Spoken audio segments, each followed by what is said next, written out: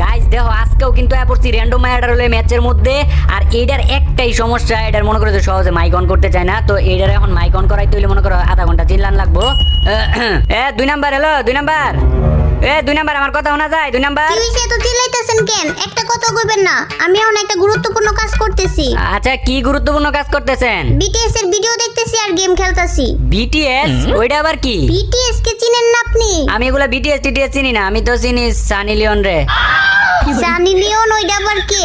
ইন্ডিয়ার বলিউড মুভির অনেক বড় মাপে নাম করা একজন অ্যাক্টর। কারিনা ক্যাটরিনা আনুশকা আরো কত কত নায়িকার নাম শুনছি, কিন্তু সানি লিওনের নাম তো শুনি নাই। কি কোন? সানি লিওনের নাম মনে নাই? উনি তো মনে করেন অনেক বড় মাপের একজন অ্যাক্টর, অ্যাকশন মুভি করে।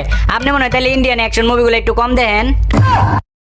আচ্ছা এগুলো কথা বাদ দেন, আমি কিন্তু বেশি কথা পছন্দ করি না। যদি বেশি কথা কোন তাহলে কিন্তু আমি আমার মাইক অফ করে রাখবো। না না না, আমি একদম বেশি কথা কমু না, আপনি তবুও মাইক অফ করেন না। আচ্ছা আপনার বাসা জানি কোথায়? যে এলাকায় থাকে এই এলাকাটার নাম হলো গাঞ্জাপট্টি।